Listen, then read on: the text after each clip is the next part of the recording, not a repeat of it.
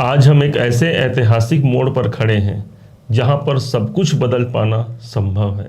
इसका मुख्य कारण ये होगा कि शनिदेव अब राहु के नक्षत्र सदभिषा को छोड़ करके देवगुरु बृहस्पति के शासित नक्षत्र पूर्वा भाद्रपद पर अपना प्रवेश करने जा रहे हैं। यह प्रवेश होगा 6 अप्रैल सन 2024 को। समय होगा 2:11 का समय। ये एक ऐसा समय होगा जिस टाइम पर शनि के प्रभाव हम गुरु के द्वारा प्राप्त कर पाएंगे। ज्योतिष के अनुसार एक मान्यता होती है कि जब कोई ग्रह अपने नक्षत्रों के अधीन होकर के हमें फल प्रदान करता है, उस फल को हम ज़्यादा मजबूती से अपने जीवन में आत्मसात करते हैं। क्या उस हिसाब से शनिदेव अब गुरु के नक्षत्र पर प्रवेश कर पाएंगे और वो भी 3 अक्टूबर तक इतने लंबे अवधि तक रहेंगे, तो क्या ये हमारे जीवन को परिवर्तनीय बना पाएंगे? कौन कौन से वो कार्य हैं जो हमारे जीवन में सिद्ध होंगे? माना कि आप परेशान थे अभी तक शनि के नक्षत्र पर, जब राहु के नक्षत्र पर शनिदेव उपस्थित थे। एक ऐसा समय हो सकता है करेला ऊपर से नीम चढ़ा। कई स्थितियों में हमने इसे सुख दुख दोनों हिसाब से इस समय को हमने व्यतीत किया, लेकिन अब समय आ चुका है उस परेशानियों के अंत होने का। अब समय आ गया है उन संकटों के दूर जाने का, क्योंकि अब भाग्य का सहारा शनिदेव को मिल गया, अर्थात कर्म को भाग्य का यहाँ पर सपोर्ट मिल गया है। देखा जाए तो आपके मेष राशि के अनुसार ठीक 11वें भाव पर शनि का गोचर है। लाभ के दृष्टिकोण से इससे बेहतर गोचर नहीं हो सकता। भाई मेरे कर्मेश, मेरे एकादशेश यदि लाभ भाव पर हैं तो लाभ की परिकाष्ठा को आप स्वयं समझ सकते हैं कि उस घर का मालिक यदि उसी घर में है, कितनी मजबूती यहाँ पर मिलेगी। अब जैसे ही 6 अप्रैल का समय आता है, यहीं पर एक विशेष घटना घटित होती है कि गुरु और शनि के द्वारा हमें फल की प्राप्ति संभावित रहेगी, और सबसे अधिक प्रभाव जो मिलेगा वो होगा जिस स्थान पर देवगुरु बृहस्पति का घर है। जैसे कि अब ज़्यादा टेक्निकल बातों को न करते हुए सीधे प्रेडिक्शन पर चलते हैं, ताकि आपको ये जानकारी हो जाए कि इसका वास्तविक प्रेडिक्शन क्या निकल करके आएगा। शनि बैठे हैं इनकम भाव पर। सबसे अच्छी बात यह हो गई कि लाभ के दृष्टिकोण से इससे अच्छा समय नहीं होगा। मैंने जो लाभ प्राप्ति के लिए काम किया है, जो कर्म मैंने किया है, उस कर्म को प्राप्ति के लिए मुझे एक अच्छा अवसर यहाँ पर प्राप्त होगा। मेरे कोई ख्वाब है, मेरे कोई ड्रीम है, उन ड्रीम को, उस ख्वाब को मैं पूरा कर पाऊंगा, क्योंकि एकादश भाव मेरे ख्वाब का होता है जिसे मैं पूरा कराना चाहता हूँ अपने जीवन में। शनि वो ग्रह होते हैं, अर्थात यहाँ पर वो कार्य पूरे होने की संभावना काफ़ी प्रबल बनती है। यही नहीं, देवगुरु बृहस्पति आपके मेष राशि के जीवन में ये आपके भाग्याधिपति हैं। भाग्येश होने के कारण सबसे अच्छी बात तो ये हो जाती है कि भाग्य आपका साथ देगा।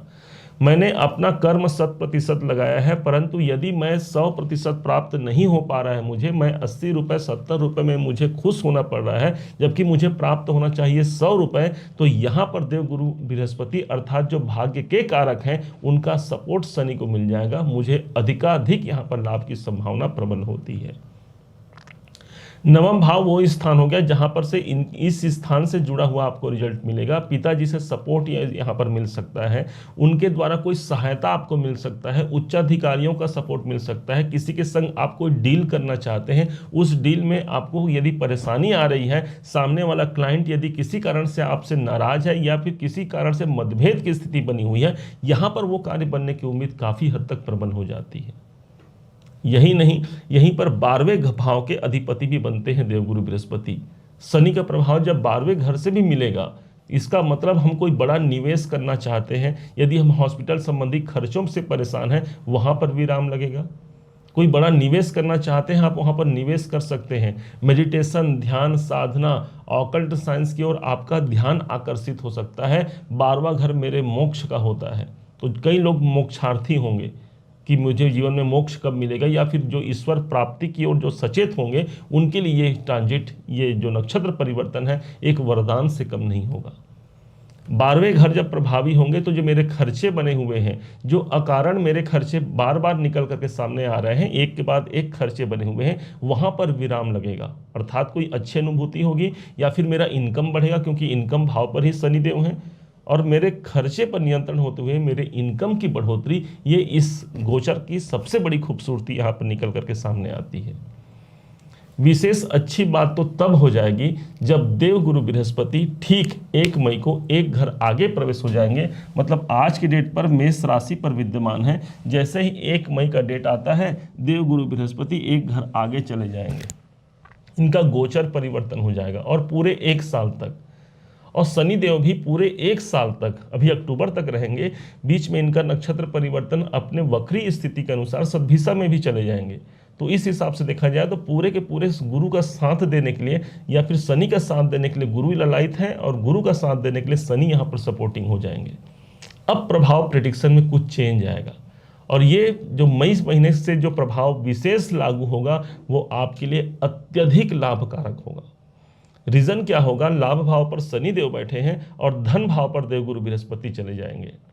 धन और लाभ दोनों का समावेश एक संग हो जाएगा, अर्थात भाग्य का साथ भी मिल गया और शनि का साथ भी मिल गया। मेरे जीवन में धन की अभिवृद्धि हो सकती है। ये स्थान मेरे संचित धन का होता है।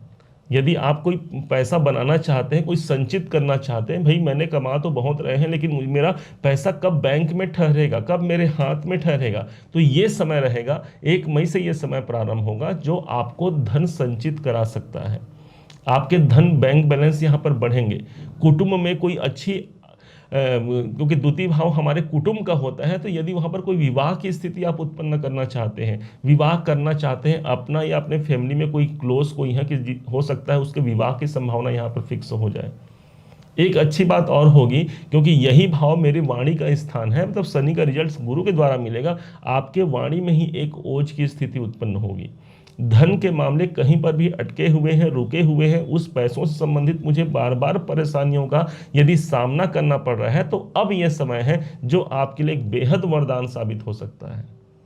पूर्व में राहु के नक्षत्र पे थे, तो राहु के द्वारा हमें एक तो भय और भ्रम की प्राप्ति हुई, अपने धन को लेकर के, अपने लाभ को लेकर के बार बार इनसिक्योरिटी हमें महसूस हुई कि पता नहीं भाई मैं जो काम कर रहा हूँ उससे मुझे लाभ मिलेगा कि नहीं, कि जो मुझे लाभ अभी मिल रहा है वर्तमान में आगे चल कर के ये ऐसा ही रहेगा कि नहीं रहेगा। इस प्रकार से कई प्रकार से मुझे इनसिक्योरिटी दिया शनि देवता ने, चूंकि ये राहु के नक्षत्र में थे।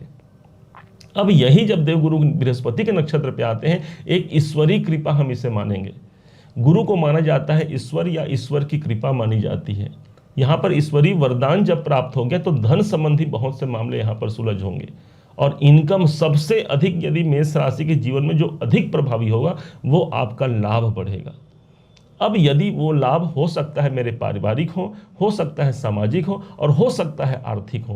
भाई आपकी जो लाभ, कुछ भी आप लाभ चाहते हैं, उस लाभ की परिकाष्ठा को आप अपने जीवन में प्रदर्शित होते हुए इस समय पर देखेंगे। ये है शनि की एक सबसे बड़ी गारंटी, जो अभी देवगुरु बृहस्पति के माध्यम से आपके जीवन में सबसे अधिक लाभान्वित होगा।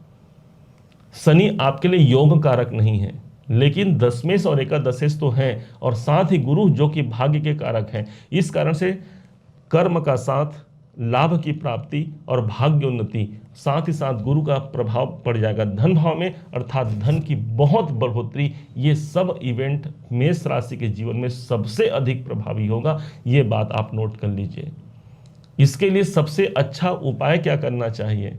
तो इसके उपाय के लिए मैं कहूँगा कि शनि देवता कर्म के कारक हैं, अपने कार्य पर ही आप फोकस रखिए, और गुरु देवता भाग्य के कारक हैं, हमारे धर्म की जागृति है। धर्म के प्रति आप आस्थावान इस समय पर जरूर रहिए, और इसी के माध्यम से देखिएगा बहुत कुछ निकल करके सामने आएगा।